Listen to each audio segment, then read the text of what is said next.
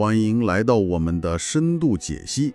今天我们要聊的是一部据说能让人把一整包纸巾哭完的台湾电影啊，是2025年上映的《阳光女子合唱团》，对吧？就是这部。我看到好多评论都说，进电影院之前，一定要做好心理准备。没错，眼泪是免不了的。所以今天呢，我们就为你梳理了大量的网络影评、观众的第一手反馈，还有好几篇媒体的深度分析。任务很明确。对，我们的任务很简单，就是想搞清楚这部翻拍电影它到底有什么样的魔力，能让这么多人又哭又笑。它到底是在哪些地方做对了，又有哪些地方可能还有值得我们聊一聊的改进空间。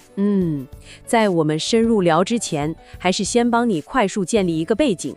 就像你说的，它是一部翻拍作品。对，原作是2010年那部非常经典的韩国电影《美丽的声音》，也叫《Harmony》啊，那部很有名。是的，这次的台湾版是由林孝谦导演和吕安贤编剧这对老搭档来操刀的。说到演员，这个阵容可就厉害了。我们为你整理的资料里，直接用女中豪杰这个词儿来形容：陈意涵、钟欣凌、孙淑媚、安心亚，还有一位重量级人物。对，翁倩玉。是的，翁倩玉这个名字必须单独拿出来说，这可是她时隔整整47年。47年？对，47年才再次出演台湾电影。你想想，这个时间跨度本身就给电影带来了一种分量感，简直是活着的传奇。所以整个故事的核心就是围绕一群在监狱里服刑的女性展开的。没错，她们因为各种各样的原因入狱，但在高墙之内，她们决定组建一个合唱团，希望用歌声来面对困境，也为自己找到一条救赎的路。故事的框架听起来和原作很像，但魔鬼都在细节里。这就是我们今天要聊的重点。咱们从观众最直接的感受切入吧。好，我在很多评论里都看到一句话，说看这部电影是眼泪掉了又干，干了又湿。哈哈，这个形容很到位，对吧？一部翻拍片的情感冲击力能做到这个级别，肯定不只是照搬原作那么简单。我猜关键就在于土地化这3个字儿做得有多深。这部电影最成功的地方就在于它不是一次简单的复制粘贴，而是一次非常彻底的本土化重构。根据我们的资料，导演和编剧团队为了这部电影扎扎实实的做了长达3年的田野调查。3年？哇，这可不是个小工程。他们都去做了些什么？这种重构具体体现在哪里？能让你在看电影的时候一下子就感觉到，对，这就是我们这儿的故事。这个问题特别好，这种感觉恰恰是来自那些看似不起眼的细节。比如说，首先就是法规的调整。在韩国原版里，核心设定是孩子在监狱出生，到一定年龄就必须被强制送养。对，我记得这个情节。台湾版呢，就根据本地的实际法规，对这个年龄和相关规定做了调整。这听起来好像只是个技术性改动，但它直接决定了故事的真实感。我明白了，就好像一个故事的地基，如果这个地基跟你的现实经验是吻合的，你才能相信接下来发生的一切。就是这个道理。如果观众一看就觉得这跟我们这儿的规矩不一样，那马上就出戏了，后面的情感再真挚也站不住脚。完全是这个道理。地基打牢了，才能在上面盖起情感的大楼。而这栋楼的砖瓦就是角色的塑造。电影为这些女性服刑者设定了更多元的背景故事，而且这些故事都和当下的台湾社会议题紧密相连。比如，有的角色是因为遭受性侵后防卫过当而入狱，有的为了替丈夫顶罪，还有的常年遭受家庭暴力。这里就变得非常有意思了，这就不再是一个单纯的监狱故事了。没错，而是透过监狱这个特殊的窗口，让你看到了更广阔的社会现实，尤其是女性在社会结构中可能面临的种种困境。这些角色不再是模糊的型号了。对，他们的挣扎，你可能在新闻里，在身边人的故事里都听说过。这种连接感非常重要。而且资料里还提到一个很有趣的观念更新，导演特意做了一个改动。什么改动？他把原作中主角的孩子从儿子改成了女儿，并且在剧情里花了笔墨去探讨不同家庭形式存在的可能性。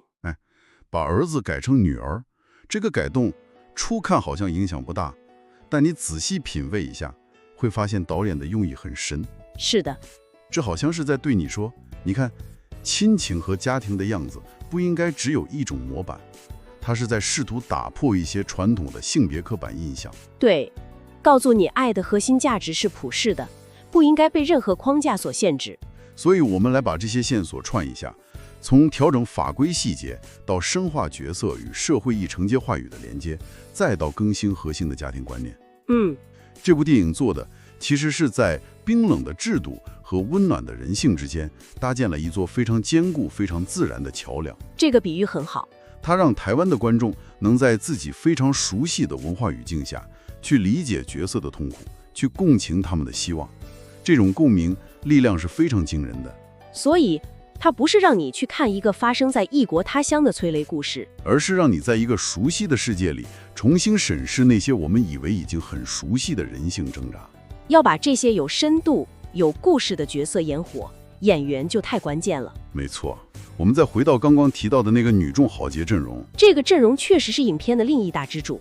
我看到这个演员名单时，第一反应就是星光熠熠，但转念一想，这么多实力派演员凑在一起，会不会反而互相抢戏，让影片失焦？这是个很棒的问题，很多人都会有这个顾虑，对吧？但这部电影巧妙地避开了这个问题。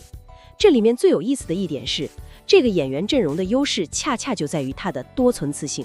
多层次性，对，你看，他们天然地代表了不同年龄、不同生命阶段、不同性格特质的女性力量。从陈意涵扮演的年轻母亲，到钟欣凌那种大姐头式的角色，再到汪千玉扮演的亦师亦友的长者。我懂了，他们不是在竞争同一个聚光灯，而是在各自的位置上发光，共同撑起了一个女性群像的生态系统。对，就是生态系统这个词。你看到的不是一个主角带着一群面目模糊的配角，而是一个真实、立体、有内部互动逻辑的女性互助团体。是的，他们之间的化学反应，让整个故事的厚度和感情张力都大大增强了。而要把这个生态系统真正的粘合起来，还需要一个至关重要的元素——音乐。对，音乐。毕竟片名就叫阳光女子合唱团。资料里说，音乐在片中绝不仅仅是背景，而是推进情绪与剧情的关键张力点。他甚至扮演了半个叙事者的角色。你想想合唱团的成长过程，从一开始的五音不全，各唱各的，到后来声音慢慢融合，最终达到和谐共鸣。这个过程不就完美地象征了这群女性从孤立的个体走向彼此接纳、互相扶持的集体吗？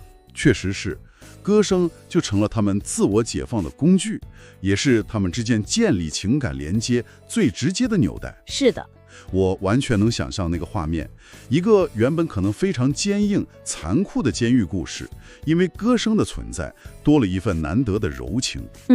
当他们站在一起开过唱歌时，所有的语言可能都显得多余了。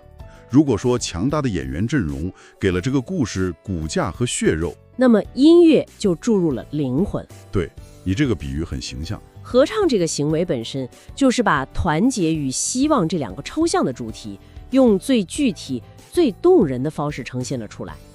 当你听到他们的歌声时，你就能直接感受到那种想要冲破高墙、拥抱阳光的生命力。好的，我们聊了这么多优点，感觉这部电影近乎完美了。哈哈，是。情感真挚，本土化做得非常出色，演员和音乐的结合也恰到好处。但咱们也得客观一点，毕竟没有作品是十全十美的。当然，我们的资料，特别是一些国际影评平台，比如 Letterboxd 上的反馈，也提到了一些不同的声音。是的，任何一部好作品都应该经得起多维度的审视。综合来看呢，批评主要集中在两个方面。哪两个？第一个是关于电影的节奏与叙事。节奏问题，这个我有点意外。是不是因为导演太想把每个角色的故事都讲清楚，结果反而把主线叙事的节奏给拖慢了？的确有这个因素。不少观众和影评人都提到，影片的时长超过了2个小时，感觉偏长。2个多小时确实不短。问题就出在，为了让群像里的每一个角色都丰满立体，电影对某些支线角色的背景故事交代得过于深入和详细。这虽然让角色更有血有肉，但从整体来看，客观上也牺牲了一部分主线的紧凑感和推进速度。这确实是一种创作上的取舍。想要群像里的每一个人都出彩，就难免会让叙事显得不那么利落。我能理解这种两难。那第二个批评点呢？第二个主要是在技术层面，特别是摄影。对，一些影评认为，影片的摄影运镜有时候显得过于繁杂了。比如，为了捕捉每一个角色细微的表情变化，镜头切换非常频繁，特写用的很多。我好像能明白那种感觉，就是导演生怕你错过任何一个细节，但镜头切得太快，反而容易让人眼花缭乱。是的，甚至产生一种视觉上的疲劳感。有时候情绪刚酝酿起来，就被下一个镜头打断了。还有回忆片段的运用也被人提到了。有评论认为，回忆片段的穿插方式并没有完全发挥出它应有的加强情绪的效果。有时候反而会打断观众当下的情感投入。我理解。当然，资料里也强调，这些主要是从追求更精致的电影语言的角度提出的批评，并不至于严重破坏整体的观影体验。不过，这里面最耐人寻味的一点是，几乎所有的评论，无论是赞奖还是批评，最后都会同意一点。是什么？就算在时长、节奏和一些拍摄手法上存在可以商榷的地方，这些技术上的瑕疵也完全没有从根本上妨碍电影核心情感的传达。对，就像国际影评说的那样，这部作品始终动人。这就说明，一个故事的核心如果足够强大、足够真实，它是可以超越一些技术层面的不完美的。当角色和情感的力量能牢牢抓住你的时候，你作为观众是愿意原谅那些小问题的。好了，经过前面这么一番深入的探讨，我们现在可以为你做一个比较全面的总结了。其实我们退一步看这部电影的全貌，会发现阳光女子合唱团无疑是一部非常优秀、能深深打动人心的台湾作品了。它最了不起的地方就是在保留原作感动核心的基础上，非常成功地把本土的社会脉络和当代的议题思考给编织了进去。对，它让母爱、原谅、团结这些普世的主题，在台湾观众非常熟悉的环境下生根发扬了，自然地将情感力量与制度反思结合在了一起。是的，虽然就像我们刚才聊的，它在叙事节奏和一些技术表现上还有可以打磨得更精细的空间，但整体来看，它的优点远远盖过了缺点。没错，为了让你有一个更直观的感受，资料里有一个5星评价系统，我觉得总结得特别好，我们一起来看看。好，这个评价系统很有参考价值。首先，情感感染力满分5颗星，这个没什么悬念。对，眼泪掉了又干嘛。其次，女群像塑造同样是满分5颗星，强大的演员阵容和他们之间的化学反应，绝对是这部电影最亮的看点之一。对，这2项可以说是影片的2大王牌。接下来是本土化适应度，获得了4颗星，这说明它的改编是相当成功的，得到了广泛认可。但可能在某些细节的融合上，还有做到更好的空间。没错，最后是剧情节奏，获得了3颗星。这个评价就很客观了，刚好就呼应了我们前面讨论过的关于时长和叙事节奏的一些批评意见。这个评价体系非常清晰，准确地指出了电影的强项和相对的弱项。所以最后的结论是什么呢？很简单，如果你是一个喜欢温暖催泪片，对探讨社会议题的电影感兴趣，或者是偏爱看女性群像故事的观众，那这部电影就很适合你。对，那么阳光女子合唱团绝对是一部值得你花时间去细细品味的作品。它的情感力量足以让你忽略掉那些微小的瑕疵，相信它的温暖和力量会给你留下非常深刻的印象。好的，经过今天的探讨，相信现在你对阳光女子合唱团这部电影已经有了一个相当全面和立体的了解了。我们从它的情感核心聊到本土化改编，分析了强大的演员阵容和音乐的力量，也客观地审视了它存在的一些争议和不足。是的。其实聊到最后，这也让我想到一个更有意思的问题就是我们作为观众在看一部翻拍作品时，到底在期待什么？是期待一次忠实于原作、分部后差的复刻，还是期待一个能够剥离原作的外壳，与我们自身所处的社会和文化产生全新对话的新故事？这是一个非常好的思考点。阳光女子和盛缓这样的电影，似乎非常坚定地给出了后者的答案。是的，这个思考也留给你去慢慢回味。你对这部电影有什么想法，或者有哪个片段特别打动你吗？欢迎在下方留言分享，我们一起交流。期待看到你的分享。也别忘了点赞、分享与订阅频道，打开小铃铛，第一时间获得更多关于娱乐圈新闻、影视、动漫与书籍内容的更新。